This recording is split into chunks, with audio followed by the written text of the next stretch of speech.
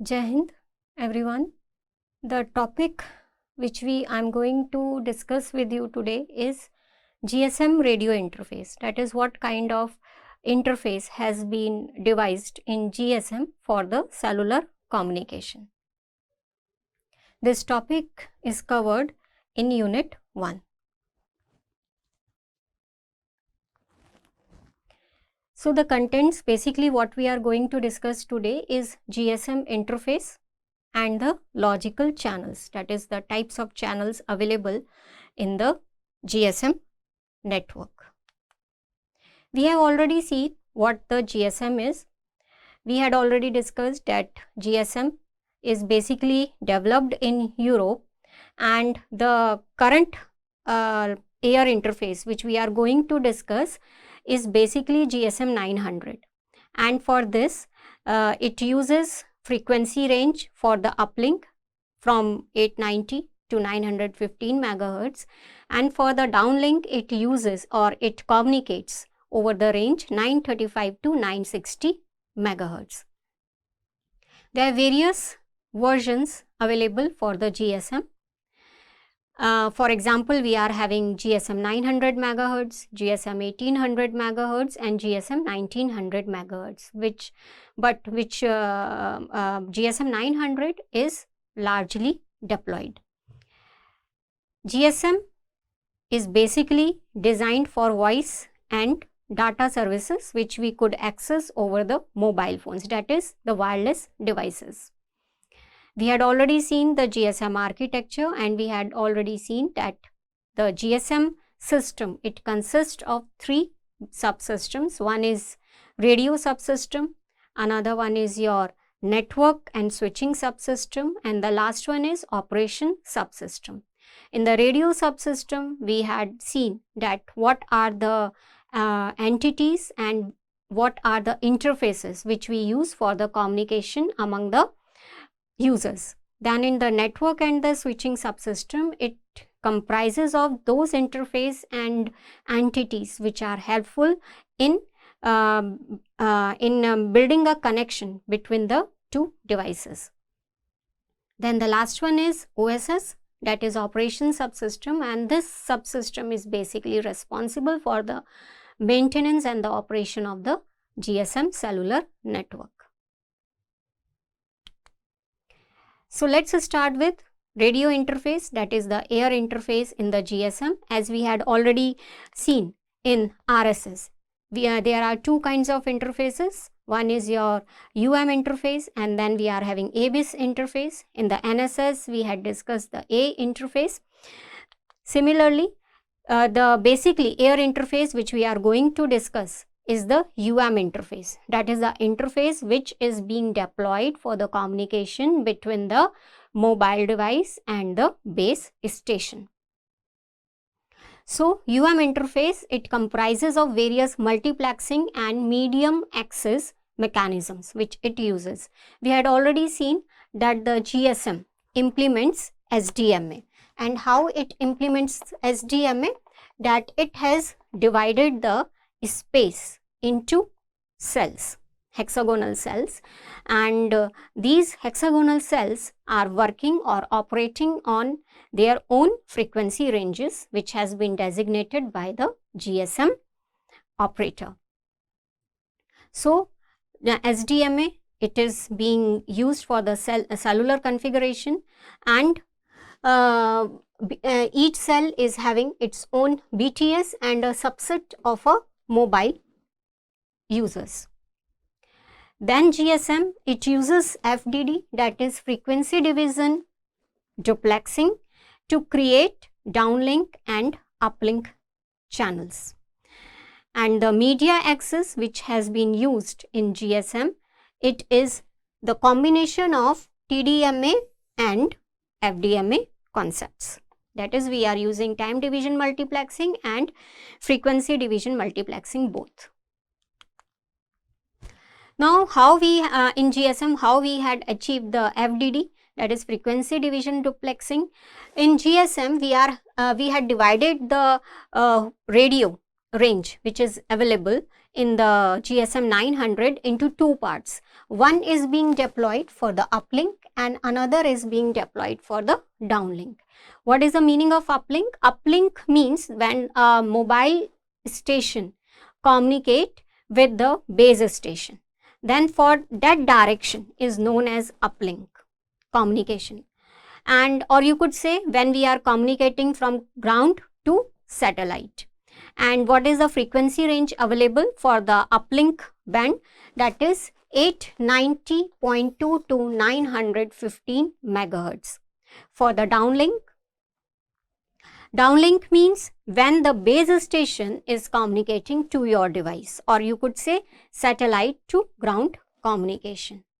And here the frequency range which is deployed, which is used in GSM 900 is 935.2 to 960 megahertz. Now how a particular channel is being assigned to a particular user. For example, we are having a n number of channel which we want to assign to a particular user. Then how we calculate FU and FD? FU, that is the frequency for the uplink, and FD, it implies frequency for the downlink. For the FU, we use the formula 890 megahertz plus n into 0.02 megahertz. Now whatever be the value, it is your FU for the uplink channel. For example, if I say n is equals to 1, then the first band which is available, that is 890.02 megahertz, it is being given to the user. Now how we calculate the FD, that is frequency for the downlink? The formula for this, whatever we have assigned here, we just add 45 megahertz into it, that is the band or you could say guard band which we assign between FU and FD to avoid the co-channel or the adjacent channel interferences. Now here if I say that FU is 890.02, then what is the FD? It is 890.02 plus 45 megahertz. Or you could say it is 935 plus n into 0.02 megahertz, that is 935.02. Now exactly what is happening? This is how we had assigned the uplink and downlink channel. We had seen uplink, that is MS2 base. Base station. So MS2 base station, that is here we are having MS2 base station. Clear? So this is my MS2 base, this is my uplink. So this is going to be my uplink, and here we are having base station communication, base station to mobile. So we are having here downlink. So here we are having some frequency band here. This is also frequency band for the downlink and the uplink, which we have already seen. Now this whole band has been divided into 124 channel, and each band is of 200 kilohertz range. And there is a difference between the downlink and the uplink channel of 20 megahertz. This has been working as a guard band between the two to avoid the interferences. Clear? So what we have done, whatever be the range is available to us, we had divided it into 124 channel, and each channel is having a length of 20 megahertz, is of frequency 20 megahertz, and there is a guard band between the FU and the FD, that is of 20 megahertz. This is how the FDD has been done. Now how, once we are having 200 kilohertz range. Now this particular whole channel we had further divided into different groups or different parts with the help of TDMA, and this is your one GSM TDMA frame. this one. And this GSM TDMA frame, it comprises of 8 parts, and each of the 8 parts is having this architecture.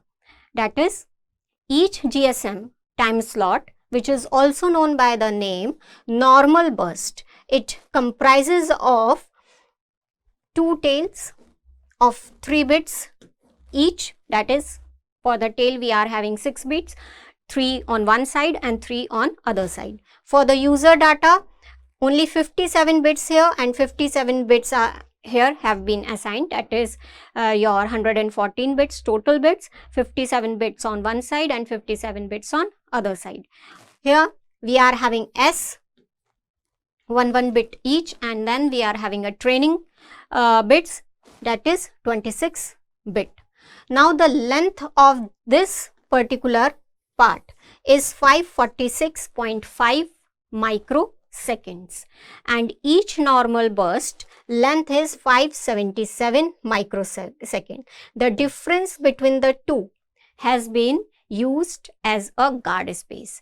And why we are using the guard space between these two normal burst? To avoid any kind of interference, as well as to synchronize the things. Now that is each normal burst is of length 577 microsecond. Then we are having GSM TDMA frame, which consists of 8 such slots. So its length comes out to be 4.615 millisecond. And these GSM TDMA frame, they have further been used or grouped together in higher GSM frame structures, which will we see later on.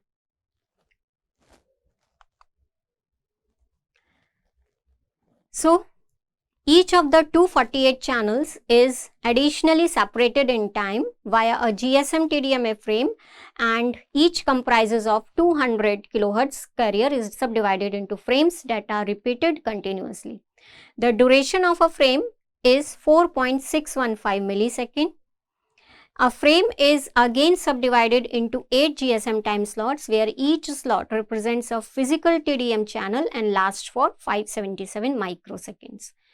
The duration of the TDMA frame is 4.615, as we have already seen, and each TDM channel occupies the 200 kHz carrier for 577 microsecond, and this particular thing is being repeated every 4.615 millisecond.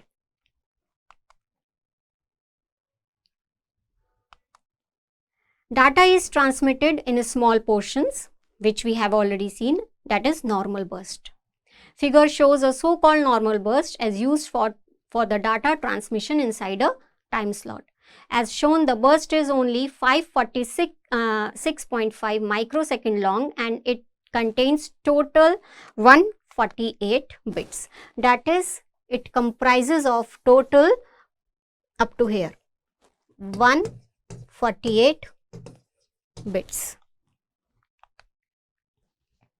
The remaining 30.5 microsecond, it is being used as a guard space to avoid overlapping with other bursts due to different path delays, to give the transmitter time to turn on and off. The first and the last 3 bits, which is we had already seen, tail bits, they are set to 0 and can be used to enhance the receiver performance. The training sequence, which we had seen in the middle of the slot, is used to adapt the parameters of the receiver to the current path propagation characteristics and to select the strongest signal in case of multi-path propagation. For example, your signal is being traveling to the receiver through multiple paths, then in that case, which path is to be adopted? For it, the strongest signal need to be identified, and for this, the training bits are being used. Then we have seen 2 bits for S, one on one side, 1 bit on one side, and the 1 bit on other side of the training. Indicates whether the data field. It contains the user data or the network control data, because for the communication purpose we are a lot of control information is propagating or flowing between the base station and the mobile set or MS2BS. So S bit indicate that whether this particular data field, it consists of the control information or it comprises the user information. Now come to the next important topic, that is GSM channel structure and frame hierarchy. In GSM, all the channels, that is 248 channels which we have seen, which are further being categorized into a GSM TDMA frame. These channels, they have been categorized into two: physical channel and the logical channel. Physical channel, it is a channel defined by a carrier frequency and a TDMA time slot number, that is on which carrier frequency we are operating, and in that carrier frequency on what TDMA slot number we are working or communicating. Next is the logical channel. Each logical channel, it performs a specific task. Consequently, the data of a logical channel is transmitted in the corresponding time slots of the physical channel. During this process, logical channels, they can occupy a part of the physical channel or sometimes even the entire channel. There are two different types of logical channel. Further, that is the logical channel is further being divided into two. One is the traffic channel, that is or TCH, and another one is the control channel, that is CCH. Traffic channels, they carry the user info such as encoded speech or it can be the encoded user data. Traffic channels, they are being defined by using a 26 frame multi-frame. That is here the TDMA frames which we have seen earlier, which comprises of 8 time slots, we are grouping 26 such frames together, and these 26 frames, they are being termed as multi-frame, and for the traffic channel, the user is being allocated these multi-frames. There are two general forms in the traffic channel. One is full and another one is half. In the full rate traffic channel, it works or operates at a gross bit rate of 22.8 kbps, whereas in the half rate, the gross bit rate is 11.4 kbps. That is the logical channel we are having, which we have seen that it has been categorized into TCH and CCH. The TCH, it has further been divided into speech and data. For the speech, we are having half rate, full rate, and for the data, we are having three schemes. One is 9.6 kbps, then 4.8 kbps and 2.4 kbps. Control channels, these are further being categorized as BCH, CCH and the dedicated. Now the BCH channel, that is basically broadcasting channel, where the information is or the control information is being broadcasted. It is further being divided into two: frequency correction channel and the synchronization channels. The control channels, it has further been categorized into paging channel, random access channel and access grant channel. Dedicated channel, it has been divided into three: SDCH, standalone, slow associated and fast associated channels. TDMA frames, they are grouped into two types of multi-frames. One of them which we have already seen, 26 frame multi-frame, that is 26 frames grouped together, and the length of such multi-frame is 120 millisecond. And this multi-frame is used to carry the traffic channels and the associated control channels. Whereas there is another group, that is 51 frame multi-frame, and its length is 235.4 millisecond, and it comprising 51 TDMA frames, and it is exclusively being used only for the propagation of control information between MS and BS. Now these multi-frame structure, it is further multiplexed into a single super frame which consists of only one type, that is 6.12 second. That is, if we are working on 26 framework, then we need 51 such multi-frames, and if we are working on the 51 frames, then we require 26 multi-frames, and the output comes out to be a super frame. And the last level of the frame hierarchy, it is 2048 super frames. That is the super frames which we have got here. We are combining 2048 together, and this comes out to be your hyper frame. This long time period, why we need it? This long time period is needed to support the GSM data encryption mechanisms. So the frame hierarchy is like this. Here we are having a hyper frame, and this hyper frame, it comprised of 2048 supreme frames, and the periodicity is 3 hours 28 minutes 53 seconds and 760 millisecond. Now these hyperframe, they consist of 2048 super frames. Now this is the architecture for one super frame. If we are using 26 multi-frame group, then in that case we require 51 such frames, or if we are operating on 51 multi-frames, then we require the 26 such multi-frames, and the periodicity, it comes out to be 6 second 120 millisecond. Now each multi-frame, that is each TDMA frame in the multi-frame, it comprises of these 26 slots. That is in the case of the 26, or in the case of the 51, we need 51 such frames, and here the periodicity is 235.38. in this case the periodicity is 120 millisecond, and each TDMA frame is divided into 8 normal bursts, and the periodicity of each normal burst is 4.615 millisecond. The control channels.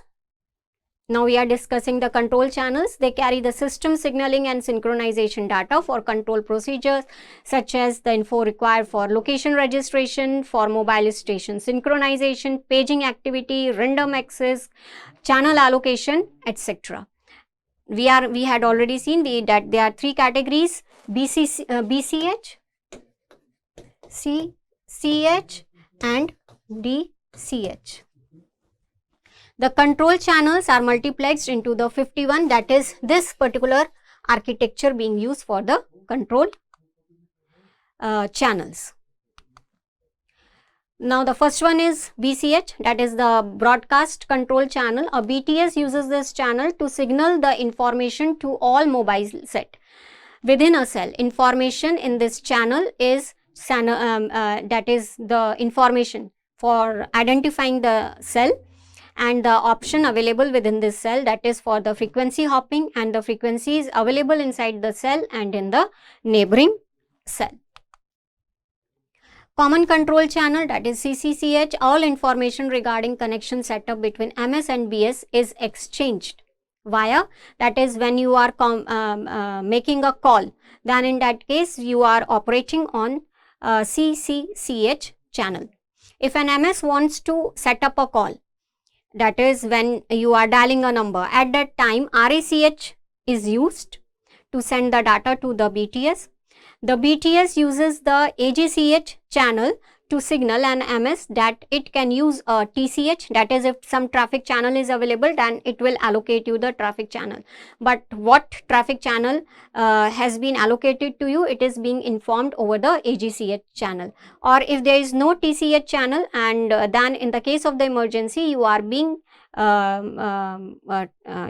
allocated SDCCH channel. Now the dedicated control channel, while the previous channels have all been unidirectional in the case of the broadcast BCH, the following channels are bidirectional. As long as an MS has not established a TCH with the BTS, it uses the stand-alone dedicated control channel, that is SDCCH, with a low data rate, that is and the data rate in this case is 782 bit per second for signaling. This can comprise authentication, registration or other data needed for setting up a TCH. Each TCH and SDCCH, that is whenever you are being allocated TCCH and SDCCH, then one control channel is also associated with it, and that is your SAC, that is slow associated dedicated control channel, which is used to exchange the system information, that is a channel quality and signal power level. Finally, if more signaling information needs to be transmitted and a TCH already exists, then in that case GSM uses a fast associated dedicated control channel, the FAC, that is FAC, and it uses the time slots which are otherwise used by the TCH, and this is necessary in case of the handovers where BTS and MS have to exchange larger amount of data in less time. So the 26 frame multi-frame structure, it comprises of two logical channels, TCH and SAC. However, if required, then at that time the FAC can steal TCH in order to transmit the control information at a higher bit rate. This is usually the case during the handover process, and in total 24 TCH full rate are transmitted and one SAC is being used. So what is FAC? FAC is the combination of 24 TCH operating at full rate and one slow associated control channel.